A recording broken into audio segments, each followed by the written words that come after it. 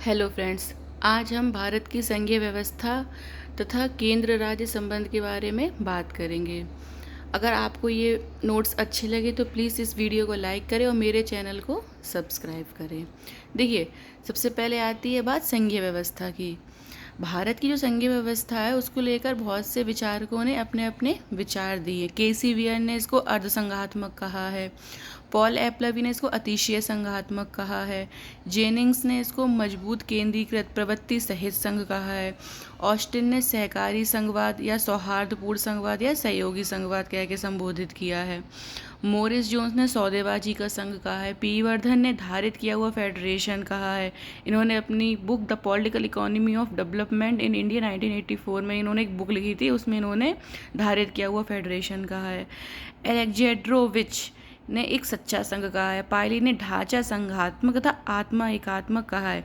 ये बहुत इंपॉर्टेंट है, पूछा जाता है कि किसने क्या कहा है। देखिए, इन नोट्स में मैंने सारी चीज़ें कवर नहीं की है, लेकिन जो जो टीचर के एग्ज़ाम्स में आई हैं वो सारी मैंने कवर किया, चाहे वो यूजीसी नेट का हो, चाहे वो टीजीटी का हो, पीजीटी का हो, या कोई भी जीआईसी लेक्चर का हो, कोई भी जो टीचर के एग्ज़ाम है उसमें जो पूछा गया ये वो वाले क्वेश्चन है। इस क्वेश्चंस के मैंने नोट्स बनाए हैं। अब देखिए, जो संघात्मक व्यवस्था होती है इसके क्या लक्षण होते हैं।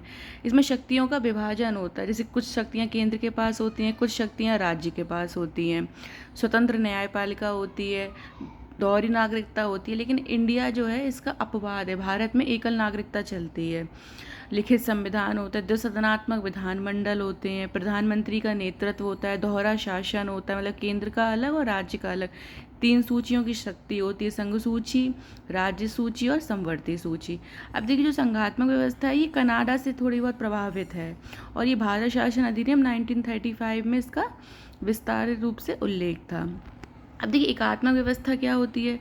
देखिए, जिसमें राष्ट्रपति राज्यपाल की नियुक्ति करता है उसको एकात्मक व्यवस्था कहते हैं। इसीलिए हमारी जो इंडिया की संघीय व्यवस्था है उसको बहुत सारे लोगों ने अर्धसंघात्मक, किसी ने मजबूत केंद्रीकृत प्रवृत्ति सहित संघ, किसी ने ढांचा संघात्मक, आत्मा एकात्मक। ठीक है, अब बात करते हैं केंद्र राज्य संबंध की।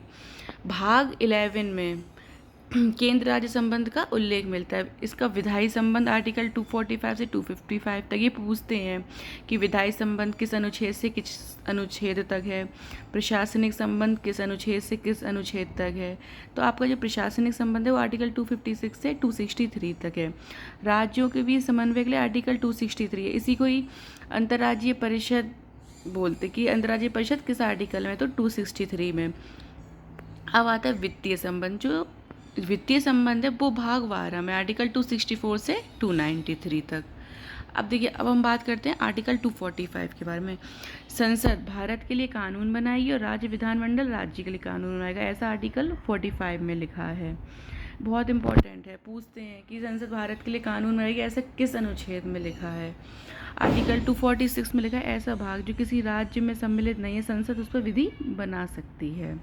आर्टिकल 248 बहुत इंपॉर्टेंट है, इसमें अवशिष्ट शक्तियाँ संसद को दी गई हैं। ये टीजीटी में इसी साल पूछा गया था।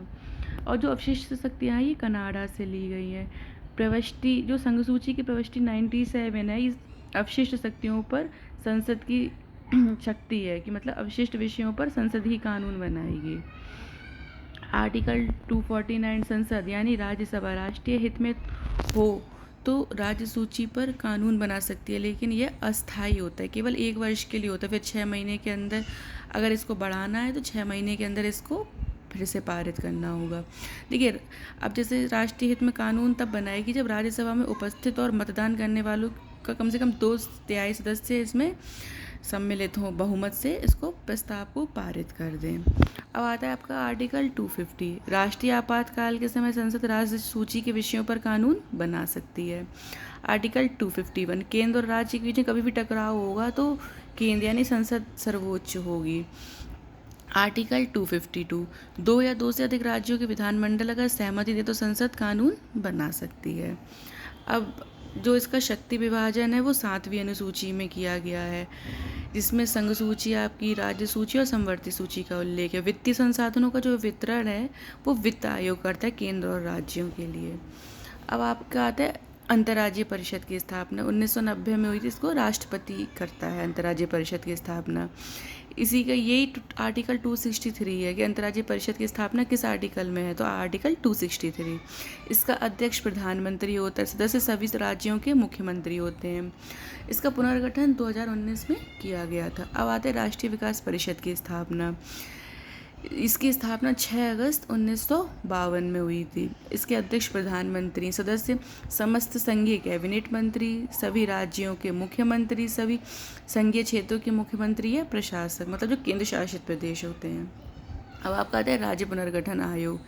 इसका गठन 22 दिसंबर 1953 में हुआ था। अध्यक्ष न्यायमूर्ति फजल अली थे और सदस्य इसके हृदयनाथ कुंजरू और के.एम. पर्रिकर थे। देखिए, मेमनों से ऊन कतर लिए गए हैं। ये बात इस आयोग के बारे में डॉक्टर भीमराव अंबेडकर ने कही थी। राज्य पुनर्गठन अधिनियम जो लागू हुआ था वो 1 नवंबर 1956 को हुआ था।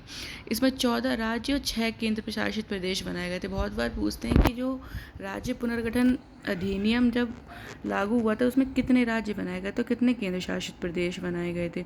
तो 14 राज्य में आपके आंध्र प्रदेश, असम, बिहार, बॉम्बे, जम्मू कश्मीर, केरल, मध्य प्रदेश, मद्रास, मैसूर, उड़ीसा, पंजाब, राजस्थान, उत्तर प्रदेश और पश्चिम बंगाल है। और 6 केंद्र शासित प्रदेश में आपका आ जाता है अंडमान निकोबार, दिल्ली, हिमाचल प्रदेश, लक्षद्वीप, मणिपुर और त्रिपुरा। अब देखिए, केंद्र राज्य संबंध जो हुए थे उससे संबंधित कुछ आयोग बने थे, तो ये वो आयोग हैं। सबसे पहले प्रथम प्रशासनिक सुधार आयोग 1966 में, इसके अध्यक्ष मोरारजी देसाई थे। उसके बाद के हनुमंतैया थे।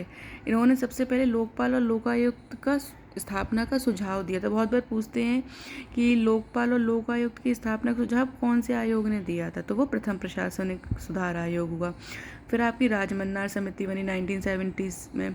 इसके अध्यक्ष राजमन्नार थे। राज्य की स्वायत्तता के लिए, मतलब राज्यों को भी स्वायत्तता मिले, वो केंद्र के अंडर में ना रहे। तमिलनाडु सरकार की थी ये। आनंदपुर साहिब प्रस्ताव, ये अकाली दल द्वारा आयोग बनाया गया था। ये पंजाब से रिलेटेड है, राज्य की स्वायत्तता के लिए ही। पश्चिम बंगाल मेमोरेंडम, ये वामपंथी सरकार ने किया था। सरकारी आयोग, ये बहुत इंपॉर्टेंट है। सरकारी आयोग 1983 में बनाया गया था, जिसके अध्यक्ष रणजीत सिंह सरकारिया थे और इसके अन्य सदस्य शिवरामन और एस.आर. सेन थे। ये बहुत पूछा जाता है कि सरकारी आयोग जो बना था कब बना था। एक तो ये पूछते इसके अध्यक्ष कौन थे, फिर ये पूछते हैं कि कौन कौन इसके सदस्य थे, इनमें से कौन इसके सदस्य नहीं थे। इस तरीके से क्वेश्चन आता है। फिर पुंछी आयोग 2007 में बना, इसके अध्यक्ष मदन मोहन पुंछी थे। ये सब केंद्र राज्य संबंधित हैं। फिर दूसरा प्रशासनिक सुधार आयोग है 31 अगस्त 2005 को। इसके अध्यक्ष वीरप्पा मोइली थे, जो कर्नाटक के सीएम थे। इन्होंने दंडों के समाधान हेतु एक क्षमता निर्माण का उद्देश्य रखा था। फिर आता है आपका श्री कृष्ण आयोग, ये तेलंगाना और आंध्र प्रदेश से रिलेटेड है। महाजन आयोग, ये महाराष्ट्र और कर्नाटक का सीमा विवाद से रिलेटेड है। देखिए, इस प्रकार आपका केंद्र राज्य संबंध और संघीय व्यवस्था को मैंने एक ही नज़र में, एक ही टॉपिक पर, एक ही पेज पर कंप्लीट कर दिए इसके नोट्स। अब देखिए, जो आपका राज्य पुनर्गठन आयोग है, जिसमें कौन कौन से देश भाषा के आधार पर गठित हुए थे, फिर कौन से, इसके लिए हम अलग वीडियो बनाएंगे। इसमें केवल मैंने इतना ही इंक्लूड किया। इसमें आपके टीचर से, एग्ज़ाम से रिलेटेड सारे क्वेश्चंस। आप प्लीज़ इन नोट्स को अपनी आप खुद से बनाइए और आपको ये अच्छा लगे तो प्लीज़ इसको ज़्यादा से ज़्यादा शेयर करिए। धन्यवाद।